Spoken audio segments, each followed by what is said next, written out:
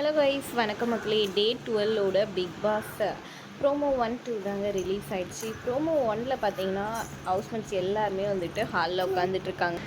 அப்போ big pass இதுக்கு முன்னாடி சீசனெல்லாம் வந்துட்டு நிறைய விஷயத்துக்காக ஃபேமஸாக இருந்துச்சு. ஆனால் இந்த சீசன் ஒரு விஷயத்துக்காக ஃபேமஸ். என்னன்னு பார்த்தீங்கன்னா டிசிப்ளினே கிடையாது. கொஞ்சம் கூட எதுலேயுமே வந்துட்டு டிசிப்ளின்ன்றதே ஃபாலோ பண்ண மாட்டேங்கிறீங்க அப்படின்னு சொல்லி பிக் பாஸ் வந்துட்டு செம்மையாக வறுத்தெடுக்காங்க.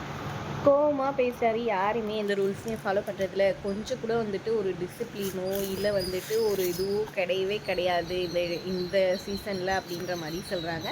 அப்படி இருக்கிற இதுக்கு வந்துட்டு தலை மட்டும் எதுக்கு? தலையும் தேவை கிடையாது. தலையுமே எப்போ பாரு வந்துட்டு ரூல்ஸ் மீறிட்டே தான் இருக்கிறாங்க. ஸோ அப்புறம் எதுக்கு தலையும் தேவை கிடையாது, நாங்கள் தலையே தூக்குறேன். தலை பதவி வந்துட்டு துஷர்கிட்டேருந்து பறிக்கப்படுது அப்படின்னு சொன்னோன்னே துஷர் முகத்தை பார்க்கணுமே, பார்க்க முடியலை.